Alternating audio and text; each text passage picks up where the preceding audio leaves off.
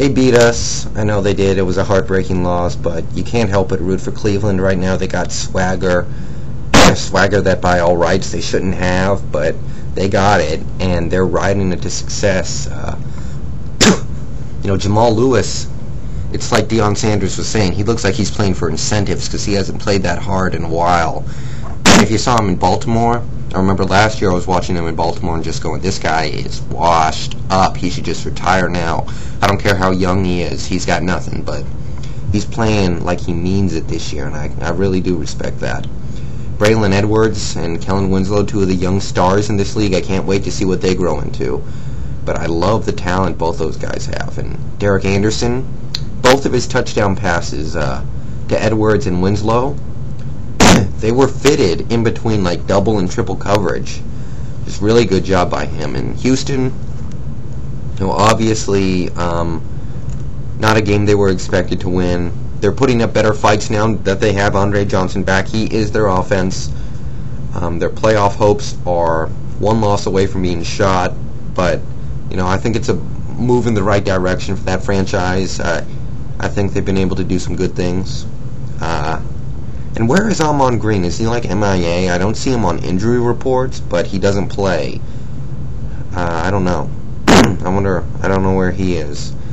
And moving on, we got the Jaguars and the Bills. David Garrard, he's not going to go to the Pro Bowl. He doesn't deserve it, but he's playing some really good football right now, and I don't think it can be overestimated how big it is to not throw one interception over what would be like 8 games now.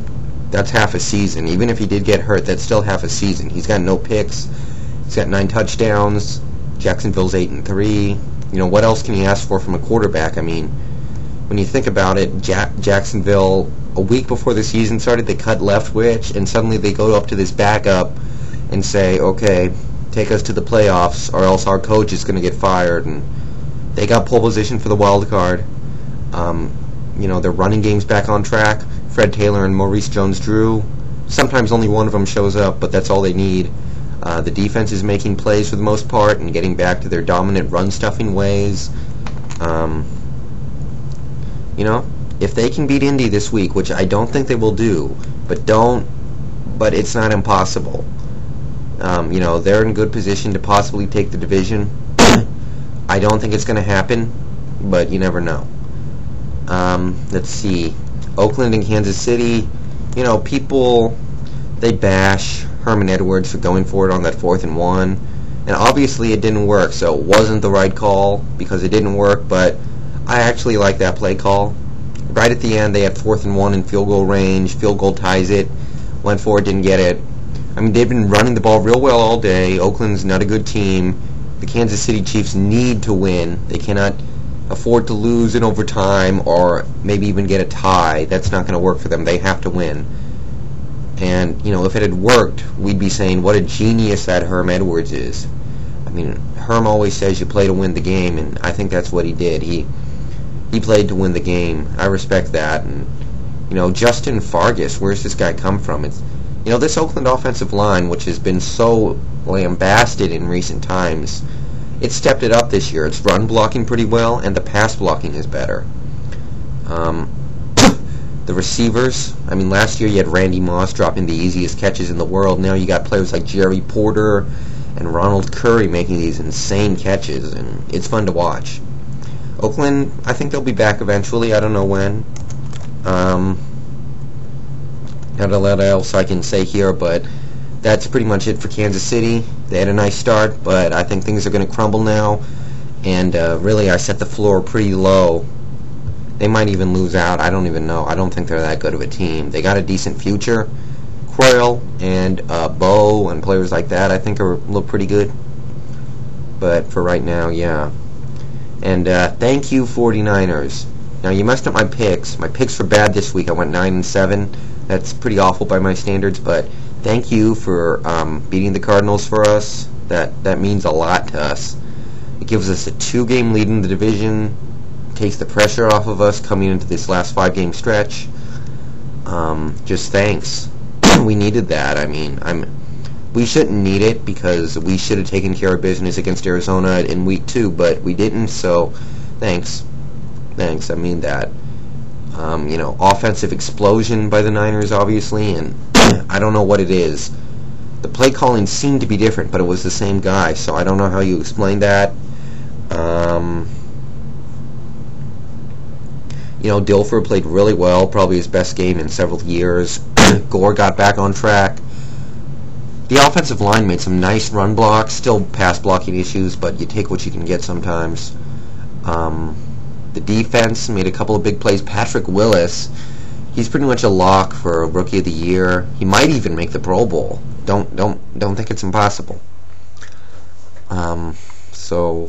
They pulled out the win. They put up a bunch of points. They got it to their playmakers finally. It's too late for them to make the playoffs. One more loss and they're officially done in my books, but it's nice to see some life out of that team. And Arizona, that's obviously a big dent for them. The missed field goal right at the end, killer. Rackers has a problem in the clutch sometimes, it seems. I don't know.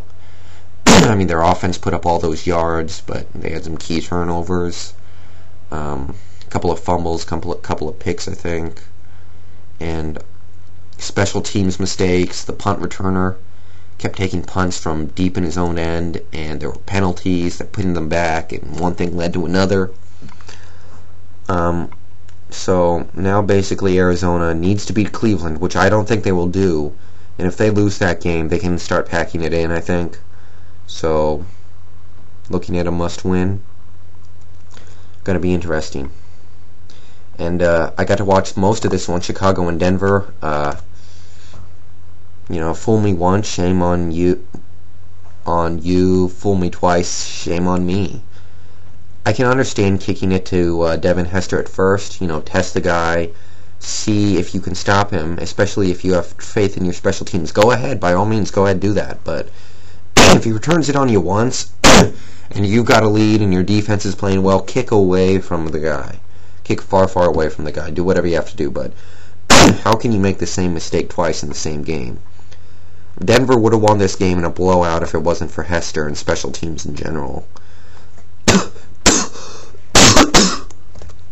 And I think that's it for Denver. I don't think they can beat San Diego. They don't match up well. They're a game back in the division now. I don't think playoffs are going to happen. I think that game blew their shot. And San Diego won to my chagrin, so I think that might be it. But I respect Grossman, what he's been able to do the last couple of weeks. He's come up with big plays when he needed it.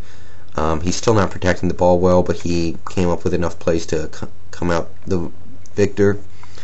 And Bears defense made some plays when they needed, but for the most part they did get lit up. Cutler had a good game. He continues to impress me. Andre Hall, whoever this guy is, another product of the Denver running back system. Got to be impressed with him. Maybe he'll stick around, hopefully, for our fantasy league's sake. But ultimately, Denver has no excuse to not have won this game, and it's not a very hard concept to kick it away from Devin Hester, especially after the first time. Anyway, Chicago stays alive barely, and we'll see where that goes. I don't think they're going to pull it off, but they put themselves on life support, I suppose.